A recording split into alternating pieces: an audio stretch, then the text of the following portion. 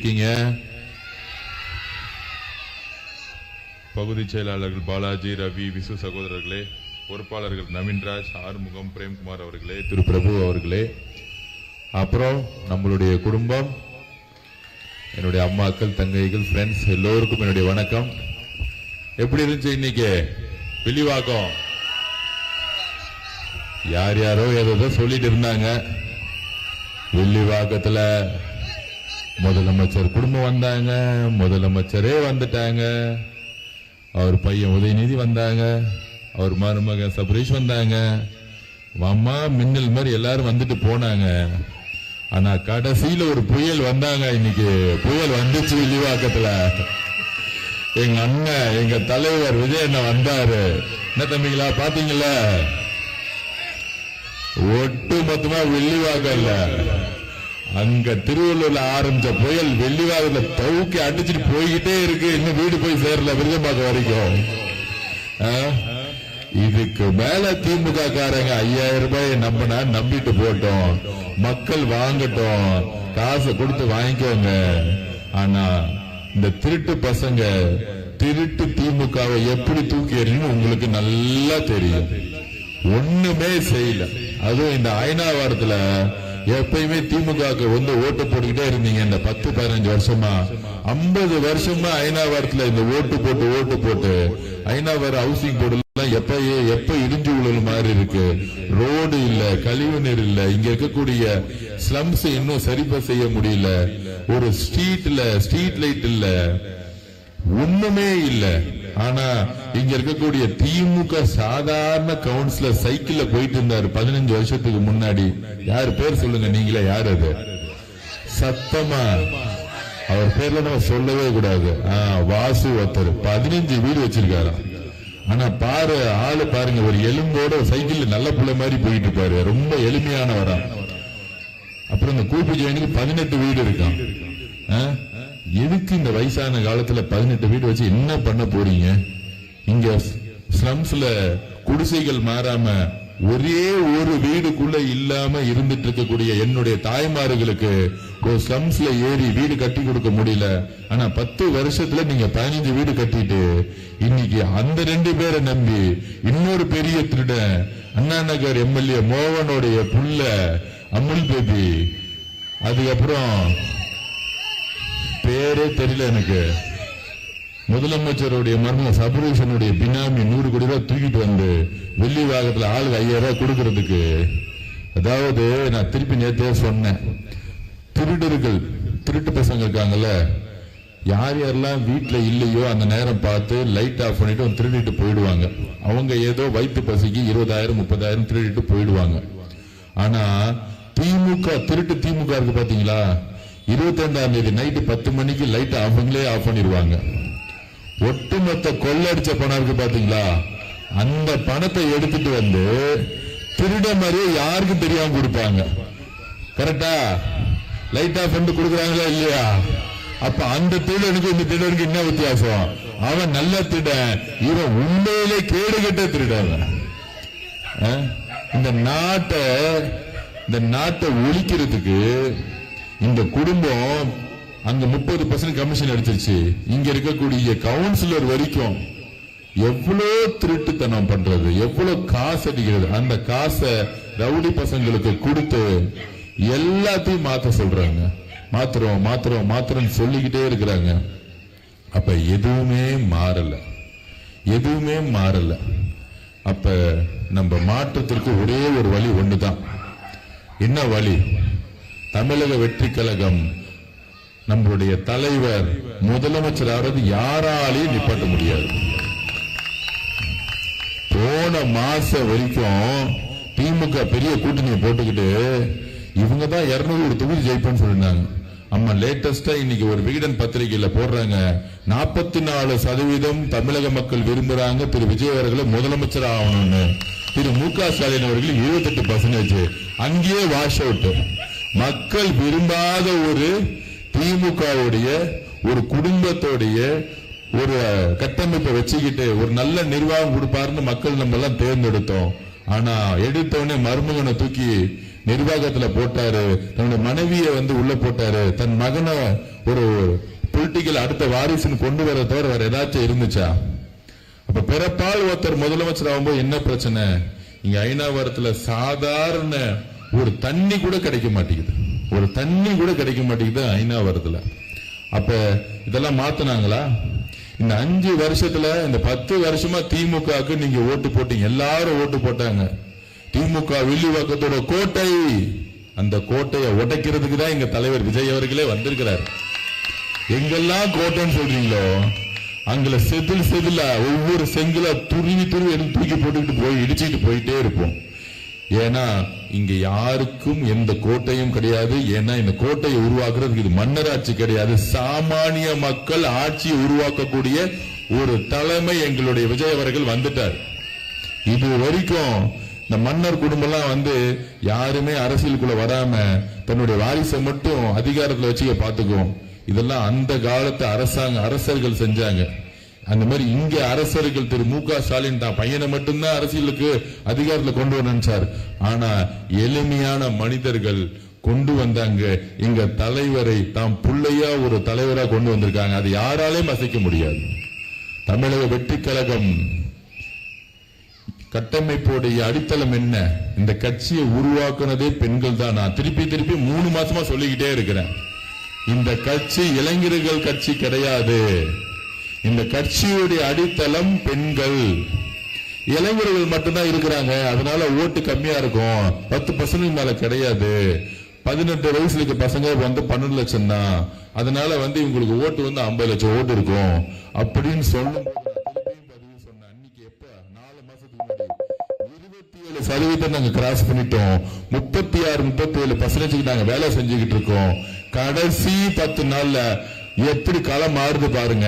தமிழக வெற்றி கழகம் 37% ஓட்டை எடுத்து மக்கள் ஆதரவுடன் ஒரு ஆட்சியை பெரும்பான்மை அமைச்சு தமிழக முதலமைச்சரா எங்க தலைவர் வருவாருன்னு எப்ப சொன்னா 5 மாசத்துக்கு முன்னாடி சொன்னேன்.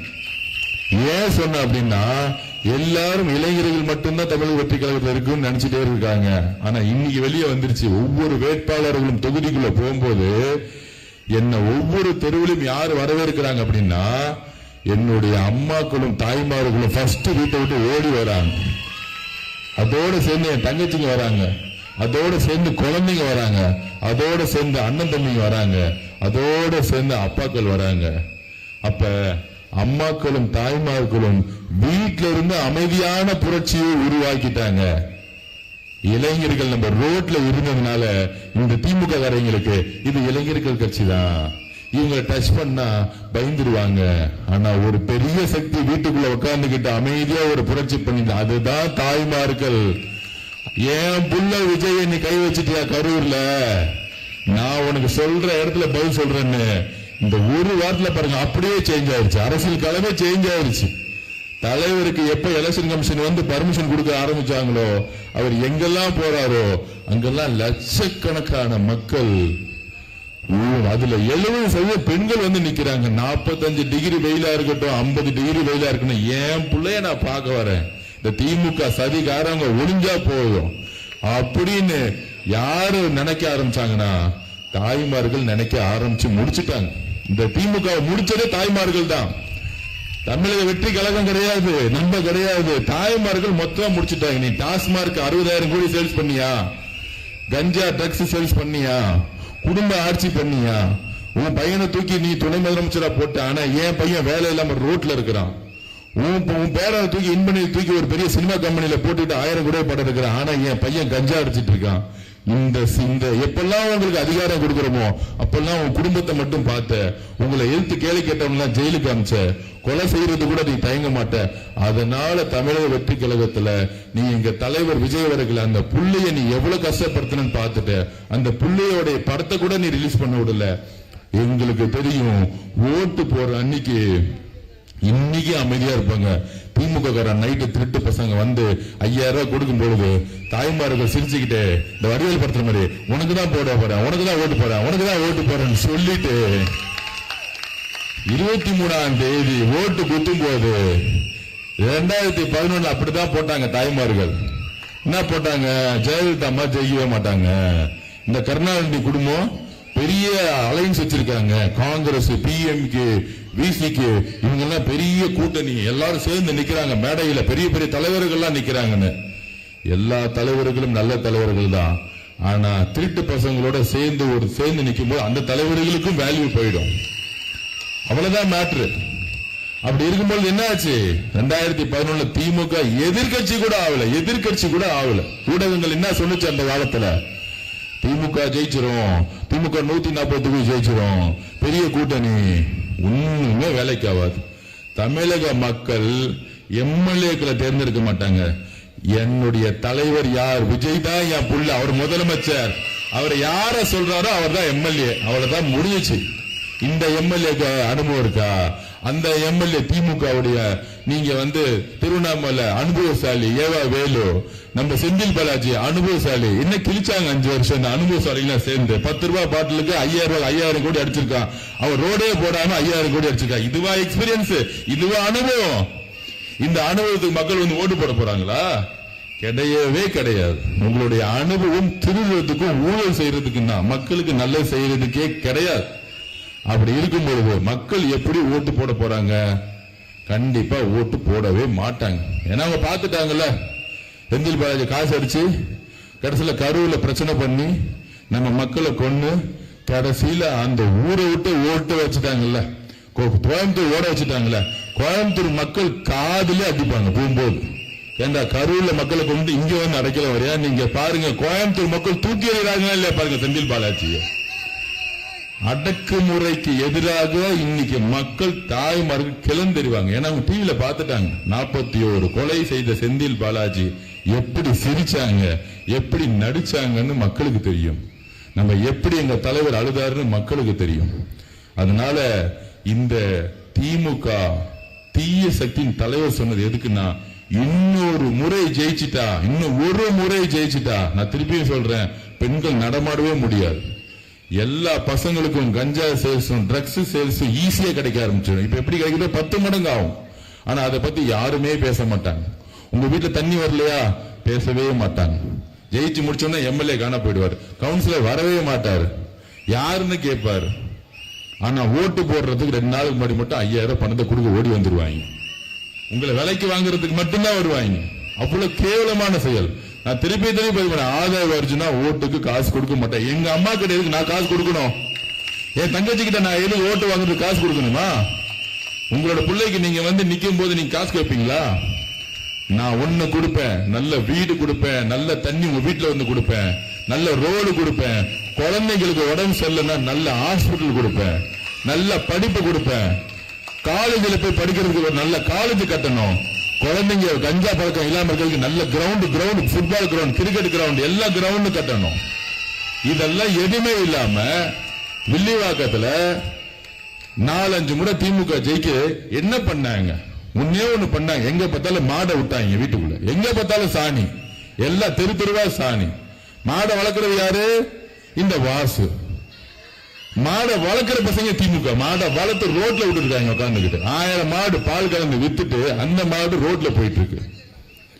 என்ன இதுதான் இந்த வாசு ஐநாவரத்துல ரவுடிசத்தை பண்ணிக்கிட்டு எங்க கோட்டையை அசைக்கவே முடியாது. அதுதான் வந்தார்ல தலைவர், உங்க கோட்டை எப்படி ஊர் எப்படி ஆட்டி சுக்குலரா போச்சு. இன்னைக்கு மொத்தமா முடிஞ்சு போச்சு. இது போதும். ஒரே மணி நேரம் நீ 50 வருஷமா மிரட்டி வச்சிருந்த வில்லிவாக்கத்தை ஒரே மணி நேரத்துல யாரு வந்தான்னு கால்குலேஷன் கூட பண்ண முடியாது. ஒட்டுமொத்த வில்லிவாக்க மக்களும் ஓடி வந்துட்டாங்க எங்க தலைவரை பார்க்கறதுக்கு. ஒரு வார்த்தை பேசல. ஆனா எலெக்ஷனே முடிச்சிட்டாரு எங்க தலைவர். நீ உட்காந்து பேசிக்கிட்டே இருக்கிற. ஏன்னா உன் பேச்ச மக்கள் நம்ப மாட்டாங்க. எங்க தலைவர் பேசாமலேயே அவர் நல்லது செய்ய வந்திருக்காரு நம்புவாங்க. இதுதான் எம்ஜிஆருக்கும் கலைஞருக்கும் நடந்த அன்னைக்கு இருந்த சண்டை. அதே மாதிரி இன்னைக்கு மு.க. ஸ்டாலின் அவர்களால் அன்னைக்கு இருந்த கலைஞர் கருணாநிதி, நம்மளுடைய தலைவர் விஜய் அவர்கள், அன்னைக்கு இருந்த எம்ஜிஆர் எல்லாம் அவதூறு பரப்புனாங்களோ எல்லாத்தையும் பரப்புனாங்க. எம்ஜிஆரை பார்த்து மலையாளின்னு சொன்னாங்க, தமிழே பேச தெரியாதுன்னு சொன்னாங்க, இன்னும் கேவலமா பேசினாங்க. ஆனா 77 மக்கள் தனி பெரும்பான்மையுடன் எம்ஜிஆர் ஜெயிக்க வச்சாங்க. அவ்வளவுதான். ஏன்னா நான் திருப்பியும் சொல்றேன், பெண்கள் முடிவு பண்ணிட்டா எந்த கொம்மனாலும் எது செய்ய முடியாது. அதுக்கு பாதுகாப்பு கொடுக்கறதுக்கு இளைஞர்கள் இருக்காங்க. இளைஞர்கள் பாதுகாப்பு, பெண்கள் மௌன புரட்சி ஸ்டார்ட் பண்ணிட்டாங்க. இங்க ஆதவர்ஜன தெருக்குள்ள போகும்போது 10 குடும்பத்துல 9 குடும்பம், அண்ணா வாங்கண்ணா, விஜயண்ணா நல்லா இருக்கீங்களா, விஜயண்ணா நல்லா பாத்துக்கோங்க, நீங்க தானே இங்க, நம்ம தானே அடிக்கடி சொல்ல வார்த்தை தெரியுமா, அண்ணா இனிமேட் நம்ம தானே கவலைப்படாதுன்னு, இனிமேட் நம்ம தானே கவலைப்படாது, இனிமேட் நம்ம தானே கவலைப்படாதுன்னு. எங்க ஐநாவரத்துல ஃபுல்லா சுத்திட்டேன். இது வரைக்கும் இன்னும் ஒரு 8 தெரு மட்டும்தான் போல, மீதி 99% வில்லிவாக்கம் ஃபுல்லா நடந்தே பார்த்துட்டேன். ஒரு நாளைக்கு 11 மணி நேரம் 12 மணி நேரம் நடந்திருக்கேன். நான் வண்டி யூஸ் பண்ணல. இவங்கள மாதிரி 36 கட்சி கொடியை பிடிச்சிக்கிட்டு நம்ம வில்லிவாக்கம் கேண்டிடேட் அமுல் பேபி வரும்போது கொடி கொடியா இருக்கும். இந்த பக்கம் ஒரு 15 கோடி, இந்த பக்கம் 15 கோடி. அதுல யாரோ ஒருத்தர் பாவம் சின்ன பையனை கூட்டு போயிட்டு தமிழக வெற்றி கழகத்தோடைய ஒரு நிர்வாகிய நாங்க கூட்டிட்டு போயிட்டோம். தம்பிங்களா, நீ கூட்டிட்டு போனா 1 லட்சம் பேரை கூட்டிட்டு போனப்பா, ஒருத்தரை கூட்டு போய் என்னப்பா பண்ண போற? இது என்ன திமுகவா? காசு கொடுத்தா 50,000 கொடுத்தா கூட்டிட்டு போற கூட்டத்துக்கும் ஒருத்தர் போனா அங்க 1000 பேர் இருக்கா, 1000 பேர் என்ன பண்ணா 50,000 பேர் இருக்கு, 50,000 போனா லட்சக்கணக்கான இருக்காங்க. இதுதான் தமிழக வெற்றி கழகம். இவங்களுக்கு உண்மை நேர்மை விசுவாசமே தெரியாமலே வளர்ந்துட்டாங்க. ஒரு விஜய் சேதுபதி சொல்லுவாரு மாஸ்டர் படத்துல, ஒரு ரவுடி பையன் போயிட்டு, அண்ணா நீ காசுக்கு இருக்க, நான் விசுவாசத்துக்கு இருக்கேன், உன் கூட இருக்கலாம் காசுக்கு இருக்கிறவங்க பாக்குறியா அண்ணா? திமுக கூட அப்படிதான். கூட போயிட்டு இந்த ஜெயின், இந்த வாசு, இவங்க எல்லாம் பாவம் நடு ரோட்ல இந்த கார்த்திகை காசை வாங்கி நடு ரோட்ல விடுறாங்களா இல்லையா பாருங்க. இந்த பையனை, அந்த பையனுக்கு ஒண்ணும் தெரியாது, பாவம் வேட்பாளர்னு சுத்திக்கிட்டு இருக்காப்ல. அப்ப வெள்ளிவாக்கத்துல நீங்க திமுக போட்ட கேண்டிடேட் எங்கேயாச்சும் நடந்து பார்த்திருக்கீங்களா? எங்கேயாச்சும் நம்மளுடைய சம்சுக்கு பார்த்திருக்கீங்களா? குடிசை வீட்டு பார்த்து போயிருக்கீங்களா? ஹவுசிங் போர்டுல மேல ஏறி போய் பார்த்திருக்கீங்களா? வரமாட்டாங்க. ஏன்னா அது எம்எல்ஏவோட புள்ள. எம்எல்ஏ மோகன் புள்ளைக்கு என்ன தெரியும்? இன்னைக்கு நடந்தது பாருங்க, எதோ இயற்கையா நடந்துருச்சு. என்ன தெரியுமா நடந்துச்சு? அண்ணன் வெள்ளிவாக்கம் விட்டுட்டு போகும்போது அப்படியே கோயம்பேடு வழியா போனோம்னா அந்த கேண்டிடேட் வீட்டு வழியாவே போயிட்டோம். அந்த தெருவே முழுகிருச்சு. 2 மணி நேரம் அந்த வீட்டை விட்டு திரு மோகன் எம்எல்ஏ வர முடியல, கேண்டிடேட் வர முடியல. பசங்க அடிச்சுக்கிட்டே இருக்காங்க, விசில் வேணும்னே போய் அடிக்கிறாங்க. தம்பிங்களா, நாங்க யார் தெரியுமா?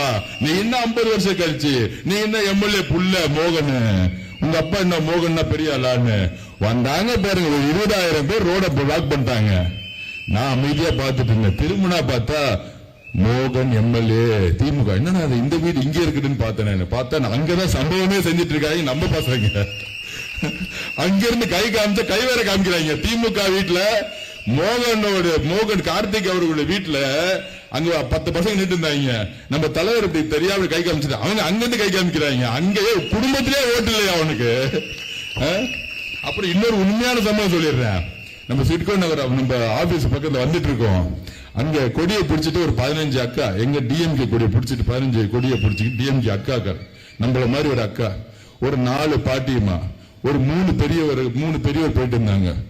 அங்க இருந்து ஏதோ இப்படி கை காமிச்சாங்க. சரி, நானும் ஏதோ சும்மா தான் கை காமிக்கிறேன்னு பார்த்து கார் கரண்டி இருக்குன்னா கொடியை டிஎம்கே கொடியை இறக்கிட்டு அங்க இருக்க அக்காக்கள் சொல்றாங்க, ஒரு நாளைக்கு சம்பளத்துக்காக வேலைக்கு போயிட்டு இருக்கேன், ஓட்டு உங்களுக்கு தான் அண்ணன் சொல்லுங்க.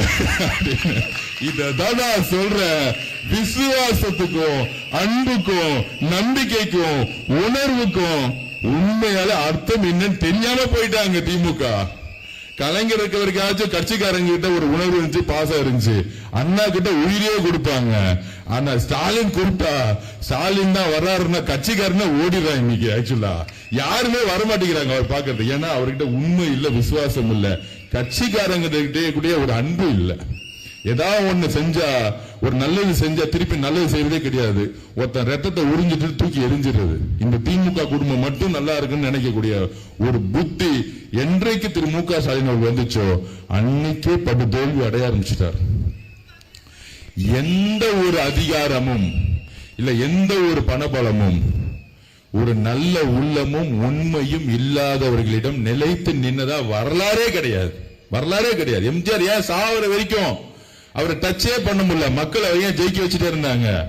அமெரிக்கால ஹாஸ்பிட்டல் படுத்துட்டு கூட ஜெயிச்சார் எம்ஜிஆர். ஒரு இடத்துல கூட பிரச்சாரம் பண்ணல.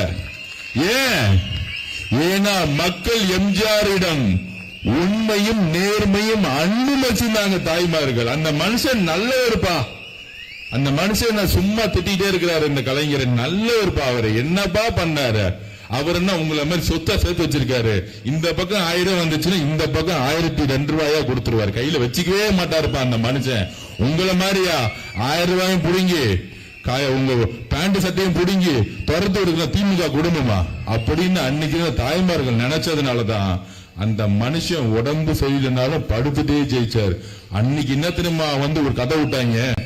பெரிய கலைஞர், பெரிய அறிவாற்றல் தானே, பிரச்சாரம் பண்றாரு மக்கள்கிட்ட.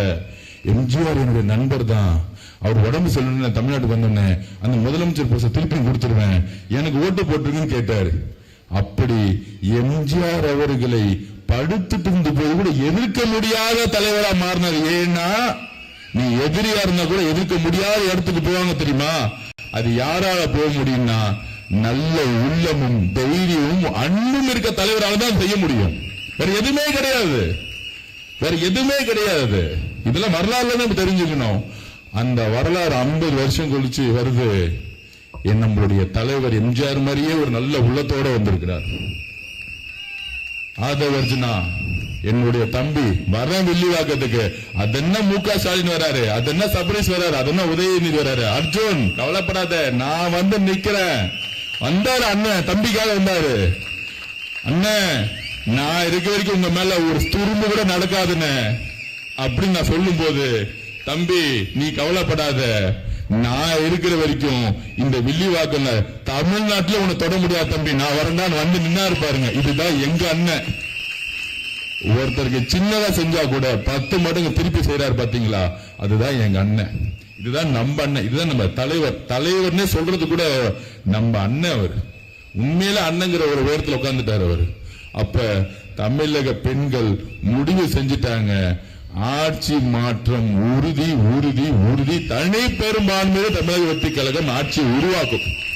அடிக்கிற புயல் தமிழ்நாட்டில் சென்னையில மட்டும் இல்ல, தூத்துக்குடியில் ஆரம்பிச்சு, கன்னியாகுமரி ஆரம்பிச்சு, வட மாவட்டத்தில் ஆரம்பிச்சு, கொங்கு மண்டலத்தில் ஆரம்பிச்சு எல்லா பக்கமும் அடிச்சுட்டு, இந்த பழைய கழிதல்னு சொல்லுவாங்க பாருங்க, புயல் அடிச்சு பழைய மரங்களை தூக்கி எறிகிற மாதிரி இந்த ஆலமரம் 75 வருஷம் ஆலமரம் அடிக்கிற புயல்ல திமுக காண போதா மட்டும் பாருங்க. அதனால தைரியமா இருங்க. ஒரே ஒரு விஷயம் பண்ணுவாங்க. நம்ம பிஎல்ஏ மெம்பர்ஸ் கிட்ட சொல்லி இருக்கிறேன், எலெக்ஷன் டே அன்னைக்கு இந்த 3 to 6 கள்ள ஓட்டு போடுவாங்க. யார் யாரெல்லாம் வீட்டுல இல்ல குடும்பத்துல இருந்த அதை மட்டும் நம்ம சரி செய்து தமிழ்நாட்டில் இருக்கிற எல்லா வேட்பாளர்களும் சொல்லியிருக்கிறோம். ஒவ்வொரு கிளாஸ் ரூம்லயும் நம்மளுடைய பிஎல்ஏ மெம்பர்ஸுக்கு ஒரு ஒரு மெரூன் கலர் டிஷர்ட் கொடுத்தோ இல்ல ஒரே கலர் டிஷர்ட் கொடுத்தோ உள்ள உட்கார வச்சு திமுக அதிமுக பக்கமே திரும்பாம எலெக்ஷன் அன்னைக்கு அந்த ஓட்டர் லிஸ்ட கையில வச்சுக்கிட்டு யார் யாரெல்லாம் கரெக்டா ஓட்டு போடுறாங்களோ மட்டும் நம்ம வந்து பார்த்துட்டோம்னா எலெக்ஷன்ல அறுதி பெரும்பான்மை இல்ல, மிகப்பெரிய பேரலையை நீங்க பாப்பீங்க. மே 4ஆம் தேதி இந்த கள்ள ஓட்டு போற திமுக கலாச்சாரமும் அதிமுக கலாச்சாரத்தையும் ஒழிக்கணும். அதுக்கு மட்டும் நம்ம ரொம்ப ஜாக்கிரதையா இருக்கணும்.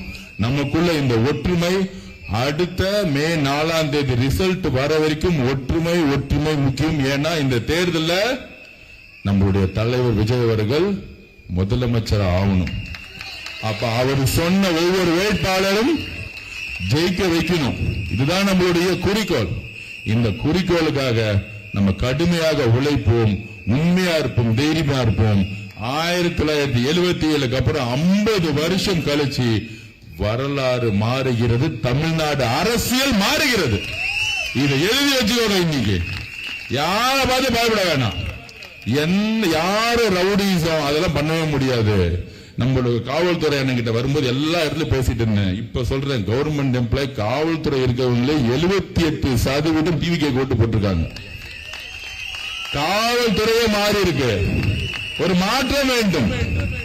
இன்னைக்கு ஏன் கரெக்டா காவல்துறை இன்னைக்கு நம்மளுடைய தலைவருக்கு வந்து கரெக்டான பாதுகாப்பு கொடுக்குது. இதே முக ஸ்டாலின் அவர்களுக்கு பாதுகாப்பு கொடுத்தாங்களா? எல்லாரும் மக்கள் வரும்போது எல்லாம் ஓடி போயிட்டாங்க.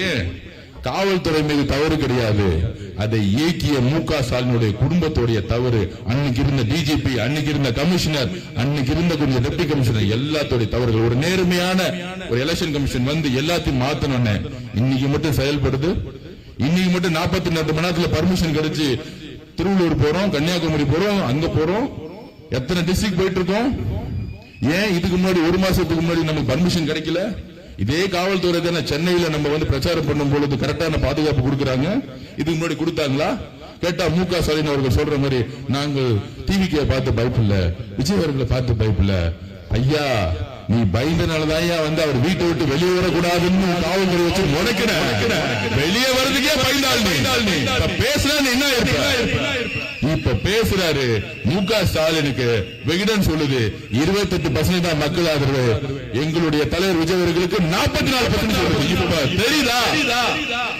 15 நாள்ல உன்னுடைய முகத்தை தூக்கி எறிஞ்சு உங்க பிம்பத்தை உடைச்சு திமுக 25 வருஷ கட்சியை தூக்கி எறியக்கூடிய வல்லமை தமிழக பெண்களுக்கும் எங்களுடைய தலைவருக்கும் இருக்கு. அதனாலதான் பயந்து காவல்துறை வச்சு பர்மிஷன் கொடுக்காம கரூர் சம்பவத்தை நிகழ்த்தி நம்ம மேல அபாண்டமான குற்றச்சாட்டு நிகழ்த்தினாங்க. அதுக்கு தக்க பதிலடி கொடுத்தே ஆகணும். அதுக்கு நம்மளுடைய ஓட்டு 23ஆம் தேதி எப்படி 2011 எல்லா தாய்மார்களும் சேர்ந்து இளைஞர்களும் சேர்ந்து ஓட்டு போட்டாங்க திமுக எதிராக, அதே மாதிரி ஒரு தேர்தல் உருவாகும். அப்படி ஒரு வெற்றியை தமிழகம் 50 வருஷம் கழிச்சு பார்க்கும். திமுக 2வது முறை ஜெயிச்ச வரலாறே கிடையாது. எழுதி அவங்க அப்ப கலைஞர் கருணாநிதி ஐயானால பண்ண முடியாது, மகனால பண்ண முடியுமா? ஒரு கேடு கட்ட ஆட்சியை கொடுத்துட்டு. அதனால தலைவர் சொல்ற மாதிரி கான்பிடண்டா இருங்க. அடுத்தது ஆர்கே நகர்ல பிரச்சாரத்துக்கு போயிட்டு இருக்கேன், நார்த் மெட்ராஸ் மொத்தமா வாஷ் அவுட் பண்றதுக்கு. அதனால இன்னைக்கு உங்களோட இங்கிருந்து திருப்பி நாளை காலை 7 மணி பிரச்சாரம் ஆரம்பிக்கிறேன். ஐநாவரத்துல திருப்பி பொதுக்கூட்டம் நாளைக்கு ஈவினிங் இருக்கு. நாளைக்கு ஈவினிங் முடிக்கிறதே ஐநாவரத்துல தான் பொதுக்கூட்டத்தோட நான் முடிக்கிறேன்.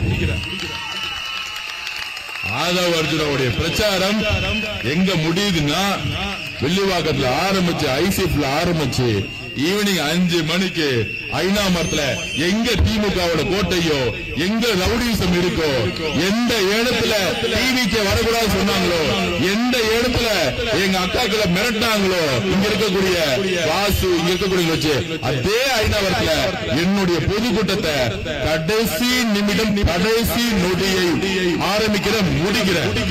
இதுதான் நடக்க போகுது. கான்பிடண்டா இருங்க. ஐநாவரல்ல வில்லிவாக்கல்ல ஒட்டுமொத்த தமிழ்நாடும் அரசியல் மாற்றத்துக்கு ரெடி ஆயிருச்சு. நம்ம அதுக்கான பயணத்தை உண்மையா உறுதியா நம்மளுடைய வேலை செய்வோம். நன்றி, வணக்கம்.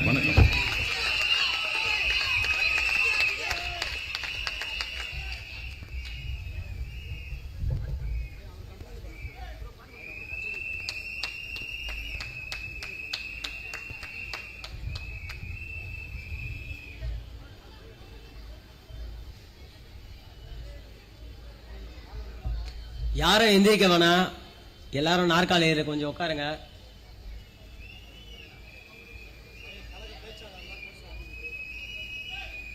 நிகழ்ச்சி முடியல, யாரும் எந்திரிச்சு போக வேணாம். அப்படியே